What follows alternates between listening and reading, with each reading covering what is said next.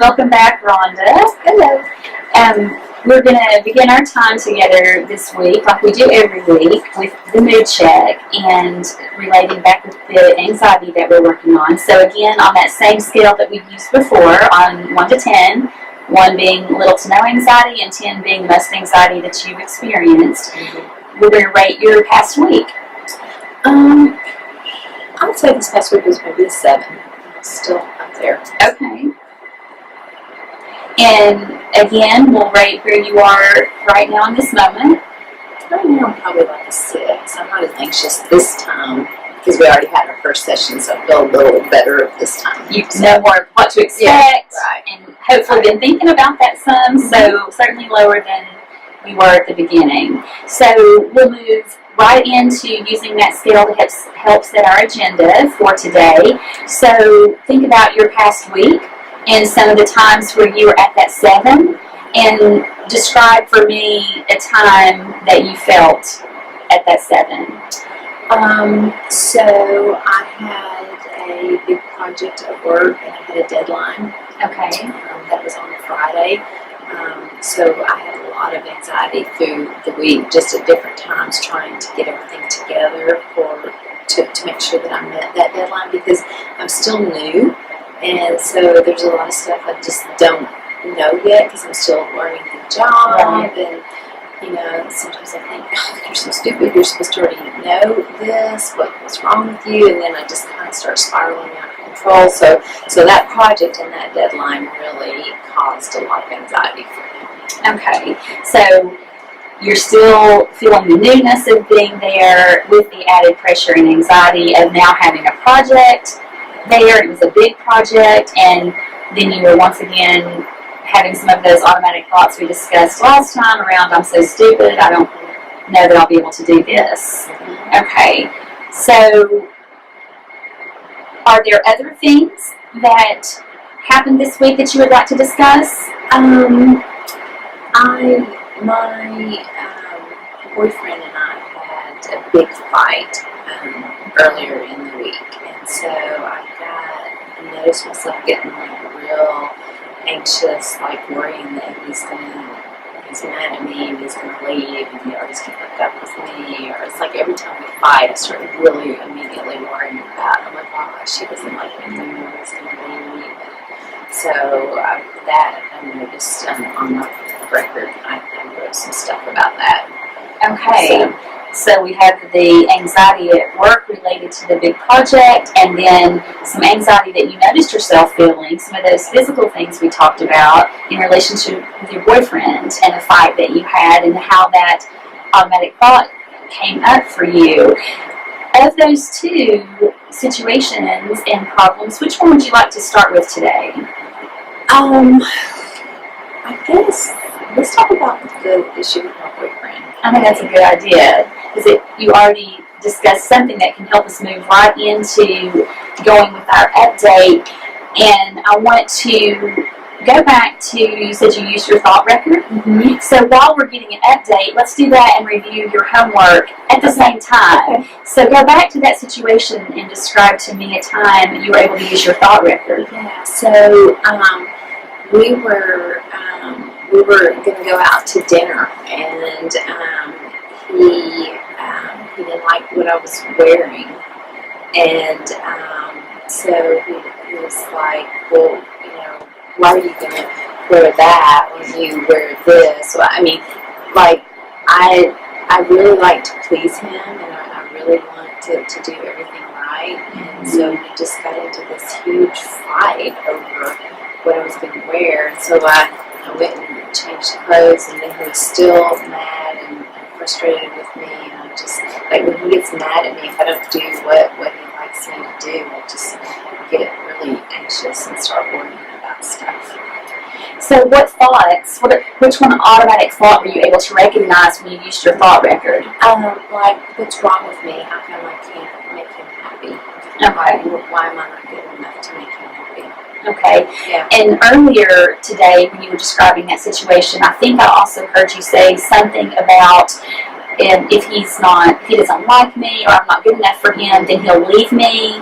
And something as simple as, if I'm not pleasing him with what I'm wearing, then he might break up with me. Okay. Well, I'm so pleased that you were able to use the thought record and that was helpful for you in that moment. And pleased with how you were able to recognize your own physical anxiety and to identify some of those automatic thoughts. I'd like to use that to talk about something. If you recall, last week when we were together, we introduced the CBT, the modality that we're going to be using together, and we talked about the relationship between how those automatic thoughts impact our feelings of anxiety and sometimes increase those levels, and how that impacts our behavior. One other really important piece of that is something that we call a cognitive distortion. And simply put, it's just a way that our thought processes aren't really factual, and it's distorted thinking. And one of those distorted thoughts, and I'm going to give you a list, and we're going to look at those a little bit more in a minute, but one particularly that you mentioned in the, if I don't please him or dress right, then he'll leave me, is something that we call a dichotomous thought, and it just simply means all or none thinking. We see things in those black and whites with no gray, if this, then that kind of situation. So I would like to use that automatic thought, and I want us to go a little bit deeper with that. Is that okay? Is it, we'll make some connections? Okay. So I want us to look at, I'm going to ask you a couple of series of questions, okay? So the thought is, if I can't please him, then he'll leave me. Is that's correct? Basically how I feel. Okay. How much on a scale, we're going to use that scale again from 1 to 10, but we're going to use it in a little bit of a different way. I'm going to ask you the question, how much do you believe if I don't please him with what I'm wearing, then he'll leave me? On a scale of 1 to 10. 1 being you don't believe it, but 10 strongly. I'd say like a 9 or 10. Okay, so pretty high. Okay. We're going to use the same scale for the following questions as well, okay? So, how do you feel when you have the thought, if I don't please him, then he'll leave me? Very anxious, very scared. Anxious and scared. Okay. And on that same scale, in that moment when you feel that increased anxiety, how strongly do you feel it on 1 to 10? 10. 10. It's the top, the worst. Okay. And tell me again, you started some of these, what all do you notice happening in your body that may be different when you're having that anxiety at a 10? So my heart just like wants to jump out of my chest. I can feel it like pounding like crazy. Sometimes I even find it hard to breathe. It's like I have to like catch my breath. Like I feel like I'm just going to suffocate or something. Okay. Sometimes like my palms get sweaty and just like I get real fidgety. So even more strongly than what you described when we were talking last week about the presentation with this physical is you really don't think you can catch your breath. You feel like your heart is pounding out of your chest. Your palms are sweating. So the top of your anxiety physically. Okay. So let's look at that and now say, we're going to introduce some evidence questions and we're going to see what supports that thought and see if we can challenge some of those negative automatic thoughts. Okay? So what evidence do you have that actually supports your thought, if I don't please him, then he'll leave me? Well, he's not left me yet just because I've done some things that he didn't like. But, like he broke up with his last girlfriend because he didn't like everything about her. But he's not, we've had a couple of big fights, but he hasn't left yet. So, I don't know that I really can say I have any evidence that he's going to do it. So, even though he broke up with his last girlfriend, in your relationship with him, he's not really demonstrating that he is going to leave when there's a fight. You've actually had situations where you've had a fight. And I guess like that happened in my last relationship. Right. So maybe I'm expecting that that's what's going to happen again, but maybe not. Yeah, so you're exactly right. Those experiences that we've had in our past and those things that we have in our life, we can see how they impact even our present relationships. But in this particular relationship, you don't really have any evidence that would support that he's going to leave you if you have a fight or you don't please him. What evidence do you have against that statement, that if you don't please him, he'll leave you? Well, he's still with me. I mean, he might not like what I've done, like it's not pleasing to him, but he still comes around the next day. He's still here, so. Yeah. So he seems committed to you and to the relationship and to working things out even when things are difficult. Yeah. So what do you think is the best thing that could happen, the best outcome? That he's not going to leave me. Or that I can be better and more pleasing to him too. But I guess the best outcome is he won't leave. And what's the worst outcome you can think of? That he's going to leave. He's going to break up with me. And of those two, what do you think is the most likely outcome? Probably that he's going to stick around. Yeah. Yeah. So, looking at the evidence that supports that he's most likely going to stay, even if you have times and periods where you don't think you're pleasing him or you have a fight, and you're saying, I think I have some evidence that supports he'll stay. Now, looking at all of that, using that same scale to rate the thought, if I don't please him, then he'll leave me. Now, how strongly do you believe that thought? Maybe a 4. 3 or 4. So significantly less. At the beginning you said, no, strongly, I believe it, a 9 or 10. But now you think maybe a 4 or 5 after we've looked at the evidence. Yeah. Okay. Well, maybe my head just kind of spins out of control. I mean, it's like when the first sign of a fight, I'm immediately thinking, oh my gosh, he's going to leave. So that actually is an excellent point. I want us to hold that for 1 second, and I want to provide just a quick summary to this point before we take that thought and that point and move into some homework for this week, if that's okay with you. So we've again used your scale to rate your anxiety, and we then moved forward with the scale some to take those thought records that you filled out and those automatic thoughts, and you're continuing to be able to recognize those and identify those and talk about a specific situation where you would have described your anxiety at one of the highest levels, strongly believing the thought related to the anxiety, and we introduced some evidence questions to challenge that negative automatic thought, and then as a result, you were able to say, my anxiety is less, and I don't believe that statement or thought is true as strongly. So, does that make sense and a fair summary for where we are so far? So, I want to look at, again, adding on to our increased awareness of cognitive distortions. And I told you a moment ago that I was going to provide you a list, and we talked about the all or none thought process. I'm going to provide this to you to add to your homework.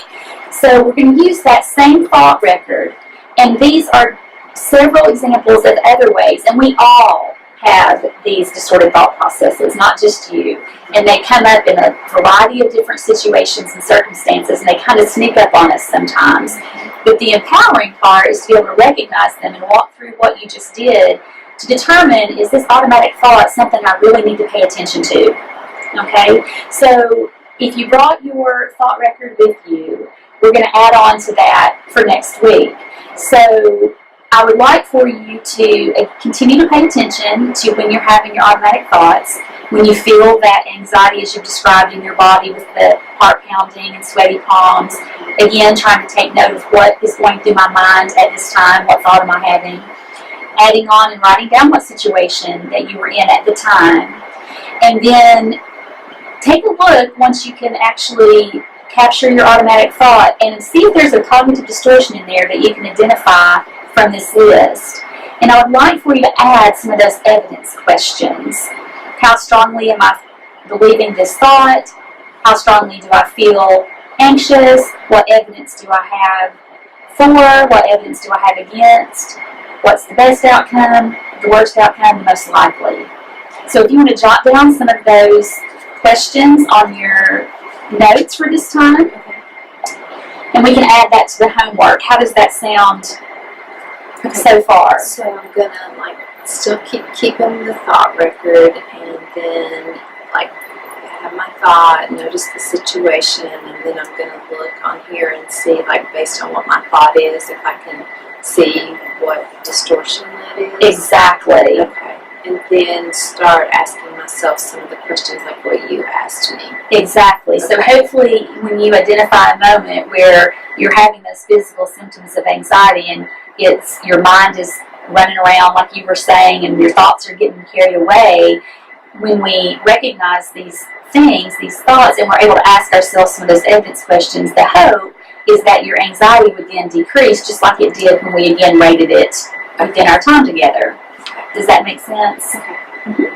Okay. Are there any questions or feedback that you want to provide about where we are to this point? I think I've got it. It's just once I do it the first time, it'll kind of make more sense, I think. I think so too.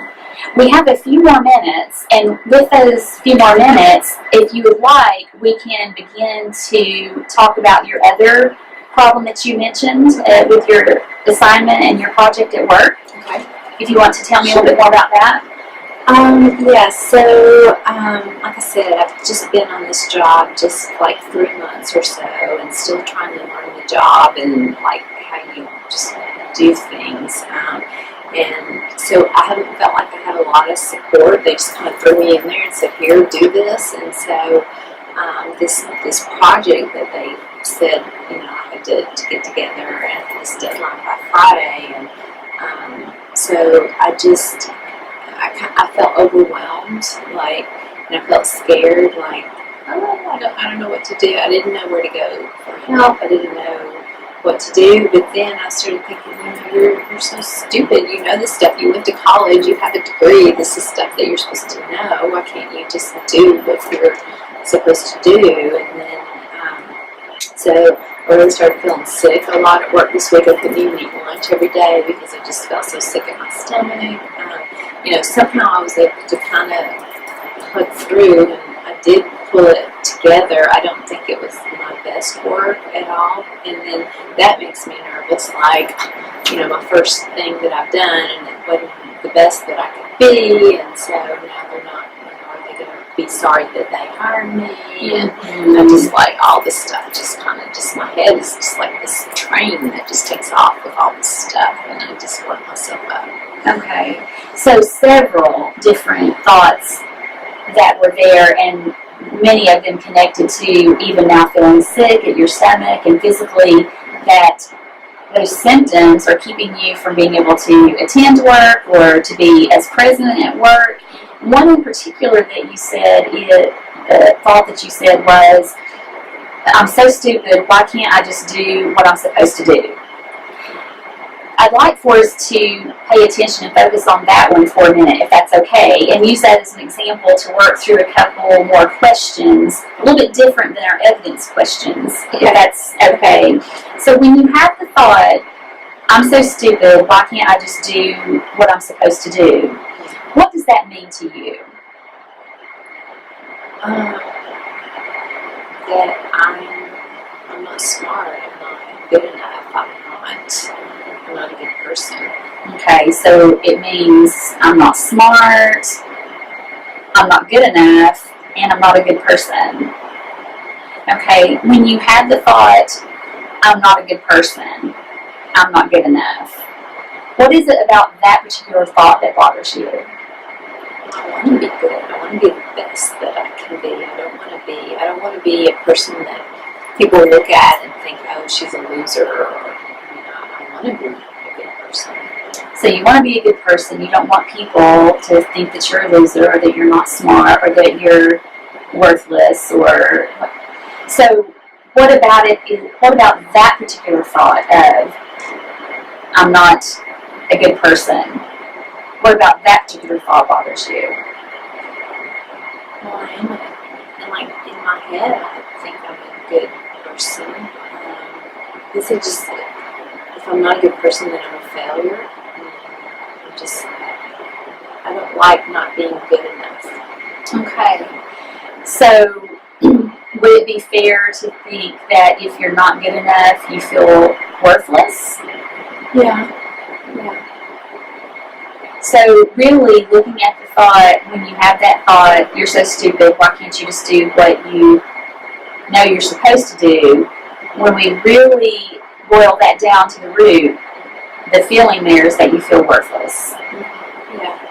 Yeah, because if I was worthy, I mean, I just do it like that, and I mean, it wouldn't be a struggle for me. So Okay. So those questions are important because it helps us get to something called a core belief. That way that we think and feel about ourselves, way down in the very pit of our being, in our very core. So the theme of I don't feel worthless may be something that as we go forward you have felt at other times in your life. And so that may be something that we'll continue to look at. And just like we were challenging a negative automatic thought, we have ways to look at a negative core belief. And that core belief is really what influences your automatic thoughts. Those thoughts you have, as we've seen already, impact your emotions, those feelings of anxieties, which in turn impacts your behavior. So, challenging that negative core belief comes critically important to really driving some of our outcomes and changing behavior that we've talked about. So I kind of have like an aha moment. So that feeling like worthless, that's the same thing I'm doing with my boyfriend. If I'm not good enough for him, then I'm kind of Exactly. worthless, and I'm doing it. So that's like something deep down inside of me that I kind of think about myself or feel about myself. Exactly. And I would like for you to write that down, that aha moment that you had, to remind you of how the situations are connected by those core beliefs, thoughts, and feelings. Wow, that makes sense. I never thought about it like that before. Yeah. And so you can use that going forward. So, as we come to the end of our time, let's just give another real quick recap and an opportunity for you to give me some feedback like we always do. So we've been able to see anxiety in several different situations. We've been able to see how the situations are connected by something that we've learned today about core beliefs and how those really are related. We've used our scale to not just rate our anxiety, but we've used it to rate how strongly we believe thoughts, how strongly we believe the feelings connected to them, and we've looked at some evidence questions that we're going to add to your homework to really determine which thought do I need to pay attention to and which thought is really linked to these feelings and behaviors. And now we've looked at this other component with how the root of it all and challenging some of those core beliefs going forward can impact several situations in your life. Does that sound like a realistic? We did a lot. We accomplished a lot today. Yeah. So this is the moment for you to provide some feedback. What do you think went well today? I think it was helpful kind of making that connection of that feeling of worthless, and so I'd like to kind of understand sometime where that comes from, but I can kind of see now how that really does impact how I feel. Excellent. So, yeah, that was really That is excellent news to hear, and your willingness to be open and share and reflect, and I appreciate that, and I'm confident that you'll be able to use those same strengths going forward as you move through the week. What, if anything, could we do different? Well, I can't think of anything. It was very helpful. Okay. And what questions, if any, do you have as we close our time together? Okay, so let's just end the way we do every week, going back to that anxiety scale like we did at the beginning of our time, which was thankfully lower than it was last week. So rate your anxiety now on that same scale of 1 to 10. 3. So even lower. So you're feeling empowered. You're in a good place. Excellent. Well, I appreciate your energy and your focus during our time together, and I look forward to seeing you next week.